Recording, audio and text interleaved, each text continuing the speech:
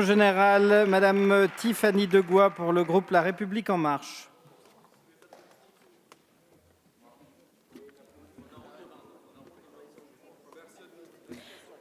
Monsieur le Président, Madame la Ministre, Messieurs les rapporteurs, mes chers collègues, toute réforme électorale doit être réalisée avec la plus grande prudence. L'impératif démocratique implique de justifier les évolutions envisagées. Le droit positif est intenable en l'état pour toutes les raisons déjà soulevées. Il est alors urgent d'intervenir pour les prochaines élections européennes qui auront lieu dans un peu plus d'un an. Notre temps est donc compté. Notre temps est également compté du fait de l'urgence de la situation pour l'Union européenne. Elle est aujourd'hui dans une impasse du fait de politiques qui n'ont jamais été claires ni tranchées. Ce projet de loi offre la possibilité à nous, Français, d'avoir enfin un débat européen à l'échelle nationale. Cette tribune pour l'Europe, chacun doit s'en saisir, car demain, les élus eurodéputés auront reçu un mandat clair de l'ensemble des Français.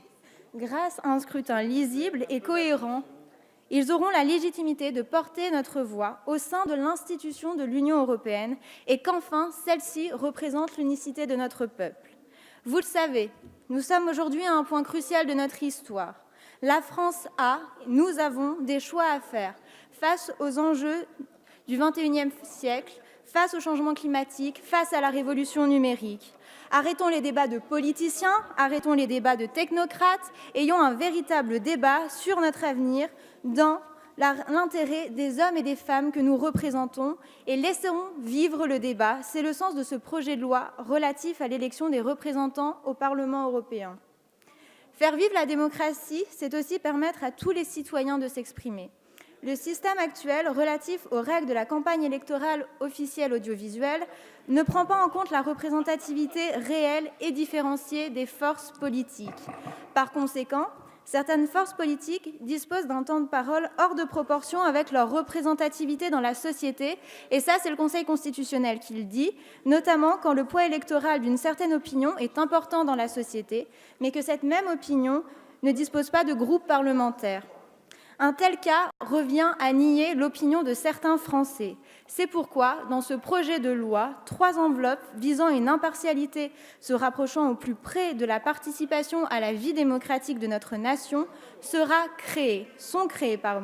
Le Conseil supérieur de l'audiovisuel, autorité administrative indépendante, sera le garant de cette impartialité.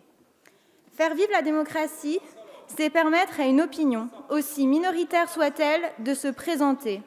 Le projet de loi qui nous occupe aujourd'hui favorise le pluralisme politique à plus d'un titre.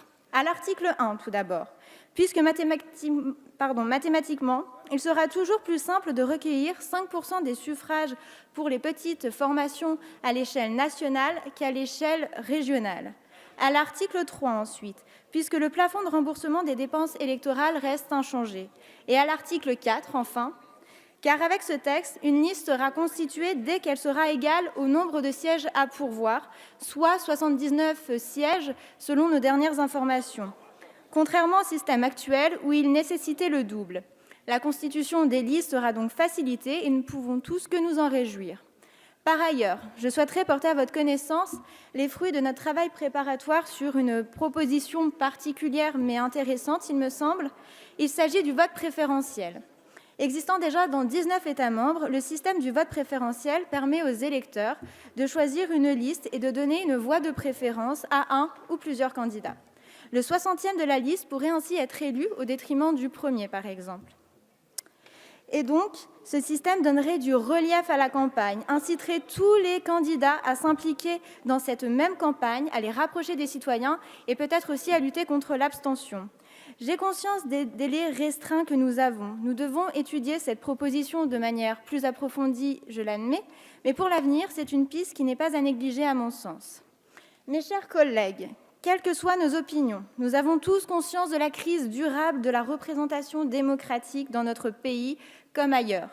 Alors que les Français ont soif de démocratie, celle-ci leur apparaît de plus en plus lointaine. J'émets donc un souhait que nous puissions tous enrichir ce chantier en lui apportant notre pierre.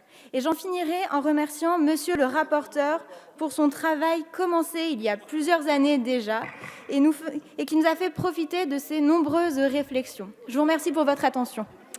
Merci, Madame la députée, Madame la ministre répondra à l'ensemble des orateurs à la reprise. Prochaine séance ce soir à 21h30, suite du projet de loi relatif à l'élection des représentants au Parlement européen. La séance est levée.